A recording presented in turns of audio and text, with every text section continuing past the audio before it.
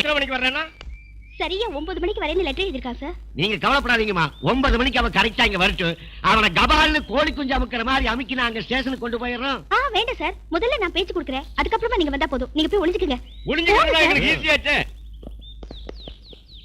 கைலாசம் சொன்ன 7ஆம் நம்பர் இதுதான். ஆனா மாடியிலையா கீழியான்னு சொல்லலையே. இந்த பாப்பா கிட்ட கேட்டு பாத்துருவோம். வணக்கங்க. வாங்க சார் வாங்க.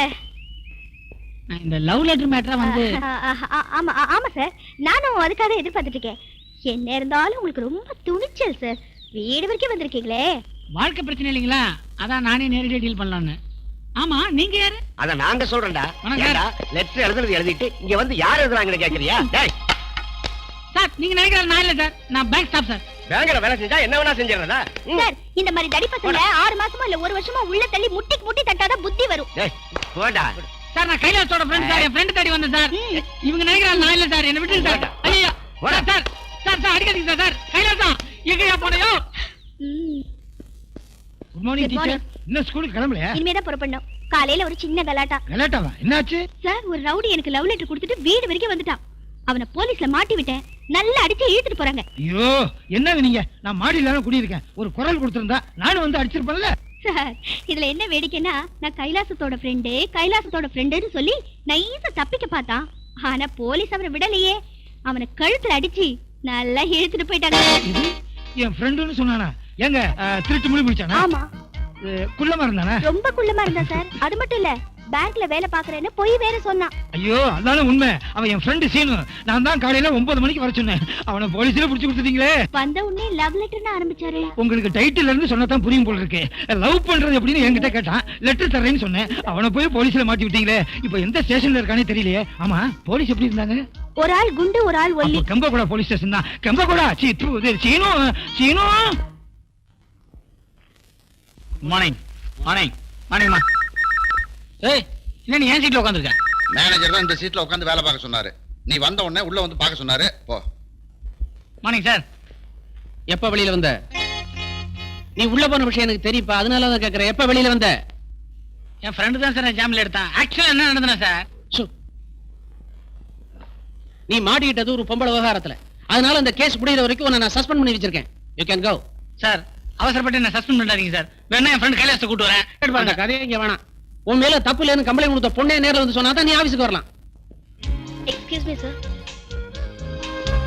இவர் மேல எந்த தப்பு இல்ல. யாருமா நீ? இவர் மேல தப்பா கம்ப்ளைண்ட் கொடுத்த டீச்சர் நான் தான். ஓ நீ தான் அந்த உமாவா? ஆமா சார், இவர் ஃப்ரெண்ட் கைலாசம் மூலமா தான் எனக்கு எல்லா உண்மையும் தெரிஞ்சது. அதான பார்த்தேன். சீனு தங்கமான பையனாச்சே.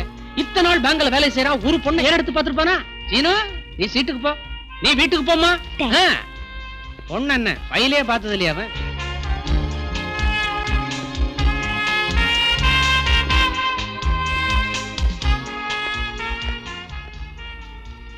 சார் என்னம்மா எல்லாம் முடிஞ்சு போச்சு? அப்புறம் என்ன? எனக்கு ஒரு அக்கவுண்ட் ஆரம்பிக்கணும் சார். என்ன அக்கவுண்ட்? 2 மனசையும் ஒன்னா டெபாசிட் பண்ற பிக்ஸ்ட் அக்கவுண்ட் சார். உலகத்திலேயே அந்த மாதிரி ஒரு அக்கவுண்டே கிடையாது. அப்படி ஒரு ஜாயிண்ட் அக்கவுண்ட் ஆரம்பிச்சீங்கன்னா இன்ட்ரெஸ்ட் நிறைய வரும். ஒருத்தர் மீட் பண்றப்பதான் கரண்ட் அக்கவுண்டே ஒர்க் அவுட் ஆகும். ஓடி விளையாடலாம். என்னமோ உன் ஃப்ரெண்ட் கைலாசன் ஞான புதையல கலை பொக்கிஷம் என்ன வேணாலும் பண்ணுவாரு அப்படி இப்படின்னு சொல்லி இதனால் வரைக்கும் ஒண்டி கட்டியாவே நிக்கிறியாடா? நானே பொண்ண பாக்குறேன், நானே கட்டிக்கிறேன்னு சொன்னியே, என்னடா ஆச்சு? கையால் ஆகாத பைய உட்கார. தவார் என்னப்பா அது? போலீஸ் ஸ்டேஷன்ல கேடிங்க போட்டோ ஓட்டி வச்சிருக்கிற மாதிரி பொண்ணுங்க போட்டோ ஓட்டி வச்சிருக்கேன். ஆரஞ்சு பல்ல கழட்டிடுவேன். உனக்காக கஷ்டப்பட்டு காஷ்மீர்ல இருந்து கன்னியாகுமரி வரைக்கும் கல்யாணத்துக்காக காத்துட்டு இருக்கிற பொண்ணுங்கள்ல 4 பொண்ணோட போட்டோவை தேர்ந்தெடுத்து கொண்டாந்துருக்கிற. நீ என்ன பண்ற? ஆள் காட்டி வரனால கண்ணை மூடிட்டு எதையாவது உள்ள தொடு. மிச்சத்தை நான் பாத்துக்கிறேன். மிச்சத்தை நீங்க பாத்துக்கிறீங்களா? கல்யாண வேலையை அவர் பாத்துக்கிறேன்னு சொல்றாரா? அத விவரமா சொன்னாதானே புரியும். இதெல்லாம் ஒரு மூஞ்சிங்களா? மூஞ்சிய விடுறா. மிச்சம் அதெல்லாம் சரிப்பட்டு வராது. நானா ஒரு பொண்ணு பாத்துருக்கேன். எப்படி?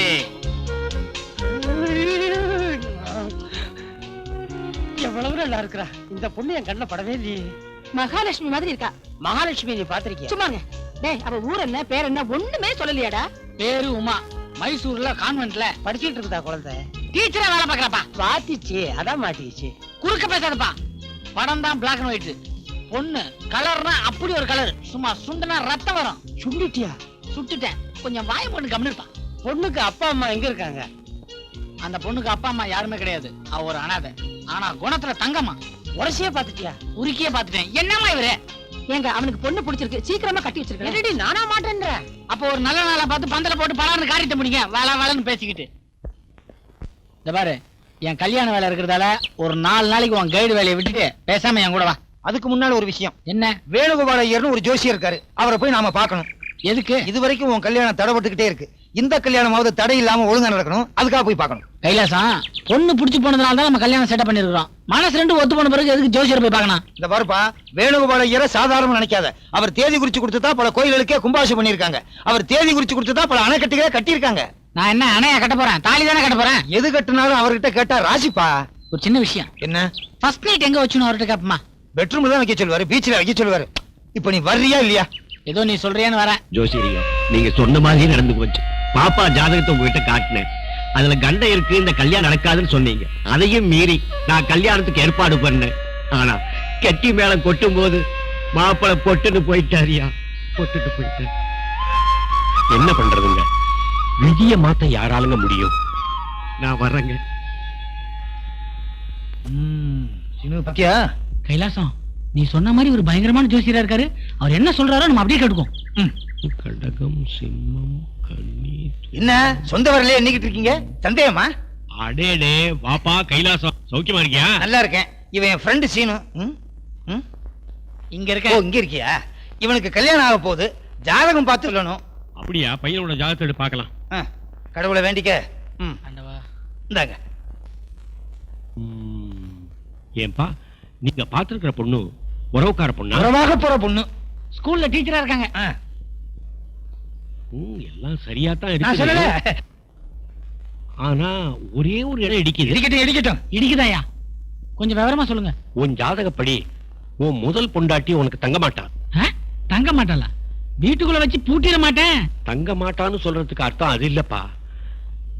நீ கல்யாணம் பண்ணிக்க போற முதல் மனைவி செத்து போயிடுவா, 2வது மனைவி தான் தங்குவா. சார் என்ன சொல்றீங்க? ஜோசியங்கிறது ஒரு கணக்கு தான்ப்பா.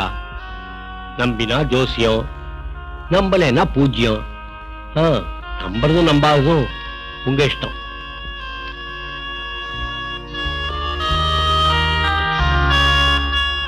இதுக்குதான் நான் ஜோசியெல்லாம் பார்க்க வேணாம்னு சொன்னேன். அவர் எல்லாரும் குழப்பிட்டாரு பாத்தியா? நான் உமாவை கல்யாணம் பண்ணா அவ செத்துருவான்னு சொன்ன பிறகும் அவ கழுத்துல நான் எப்படி தாலி கட்டுறது? அதுக்காக இந்த பார் கைலாசம், நான் உமாவை தான் கல்யாணம் பண்ணிக்க போறேன். ஆனா அவ சாகக்கூடாது. அதுக்கு எதனா வழி பண்ணு. ஐடியா என்ன? உன் முதல் பொண்டாட்டி தானே சாவா? நீ ஏன் முதல்ல உமா கழுத்துல தாலியை கட்டணும்? புரியலையே. இன்னைக்கோ நாளைக்கோ சாகுற மாதிரி வியாதி உள்ள பொண்ணை தேடி கண்டுபிடிக்கிறோம். முதல்ல நாம 2 பேரும் சேர்த்து பாடையை கட்டுறோம். நீ மட்டும் அவ கழுத்துல தாலியை கட்டுற. அவ பொட்டுன்னு போனதுக்கு அப்புறம் உமாவை நீ கல்யாணம் பண்ணிக்க. ஐடியா என்னமோ நல்லா தான் இருக்குது. ஆனா நான் ஏற்கனவே ஒரு பொண்ணுக்கு தாலி கட்டிருக்கிற விஷயம் உமாக்கு தெரிஞ்சதுன்னா? இங்க கல்யாணம் பண்ணாதானே உமாவுக்கு தெரியும். மெட்ராஸுக்கு போறோம், வியாதி உள்ள பொண்ணை தேடி கண்டுபிடிச்சு கல்யாணத்தை பண்ணிக்க. ரூட் கிளியர் தானே? இதுல எதுவும் ப்ராப்ளம் வராது. நான் தான் கூட வரேன்ல.